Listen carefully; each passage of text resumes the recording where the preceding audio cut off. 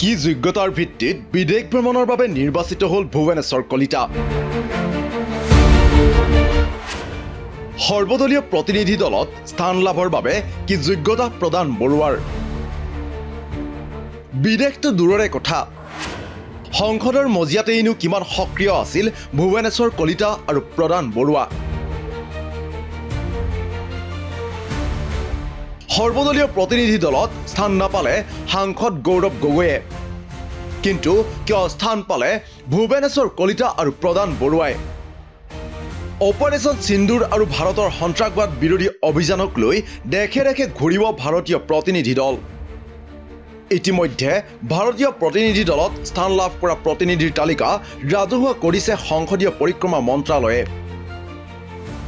এই সৰ্বদলীয় প্ৰতিনিধি দলৰ বাবে কংগ্ৰেছে দাখিল কৰা প্ৰতিনিধিৰ তালিকাত নাম আছিল সাংসদ গৌৰৱ গগৈৰ, কিন্তু সৰ্বদলীয় প্ৰতিনিধি দলৰ বাবে কেন্দ্ৰীয় চৰকাৰে নিৰ্বাচিত নকৰিলে গৌৰৱ গগৈক। ইফালে এই প্ৰতিনিধি দলৰ বাবে অসমৰ পৰা নিৰ্বাচিত হৈছে দুগৰাকী বিজেপি সাংসদ, তেওঁলোক ভুৱনেশ্বৰ কলিতা আৰু প্ৰদান বৰুৱা।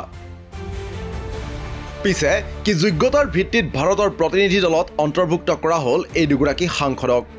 চাহক সংসদৰ মজিয়াত এই দুই সাংসদৰ ভূমিকা কি। ৰাজ্যসভাৰ সাংসদ ভুৱনেশ্বৰ কলিতা 2009 চনৰ পৰা 2025 চনলৈ প্ৰায় 15টা বছৰত সংসদৰ উপস্থিতি 88%। অংশ লোৱা বিতৰ্কৰ সংখ্যা 101টা, বিপৰীতে ৰাষ্ট্ৰীয় গড় 237টা। সংসদৰ উত্থাপন কৰা প্ৰশ্ন 413টা, বিপৰীতে ৰাষ্ট্ৰীয় গড় 789টা, আৰু প্ৰাইভেট মেম্বাৰ্ছ বিল 0। সংসদৰ মজিয়াত সাংসদ ভুৱনেশ্বৰ কলিতাই উত্থাপন কৰা প্ৰশ্ন আৰু অংশ লোৱা বিতৰ্কৰ সংখ্যা ৰাষ্ট্ৰীয় গড়তকৈ কম। 15টা বছৰত সাংসদগৰাকীয়ে উত্থাপন কৰা নাই এখনো প্ৰাইভেট মেম্বাৰ্ছ বিল। বিদেশ ভ্ৰমণৰ বাবে নিৰ্বাচিত সৰ্বদলীয় প্ৰতিনিধি দলৰ আন এগৰাকী সদস্য সাংসদ প্ৰদান বৰুৱা। সংসদৰ উপস্থিতি 85%। বিগত 5 বছৰত অংশ লোৱা বিতৰ্কৰ সংখ্যা 0। সংসদত উত্থাপন কৰা প্ৰশ্ন মাত্ৰ 15টা, প্ৰাইভেট মেম্বাৰ্ছ বিল 0। এয়াই হৈছে বিগত বৰ্ষসমূহত সংসদৰ মজিয়াত সাংসদ ভুৱনেশ্বৰ কলিতা আৰু প্ৰদান বৰুৱাৰ ভূমিকা। ভাৰত চৰকাৰৰ প্ৰতিনিধি দলে অপাৰেশ্যন সিন্দুৰ আৰু ভাৰতৰ পাকিস্তানী সন্ত্ৰাসবাদ বিৰোধী অভিযানক লৈ বন্ধু ৰাষ্ট্ৰ আৰু ৰাষ্ট্ৰসংঘৰ সদস্য ৰাষ্ট্ৰ পৰিভ্ৰমণ কৰিব।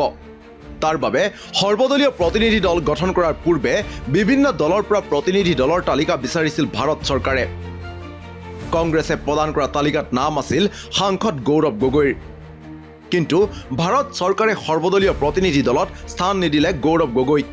তাৰ বিপৰীতে অসমৰ পৰা সৰ্বদলীয় বৈঠকত স্থান দিয়া হৈছে দুগৰাকী বিজেপি সাংসদক।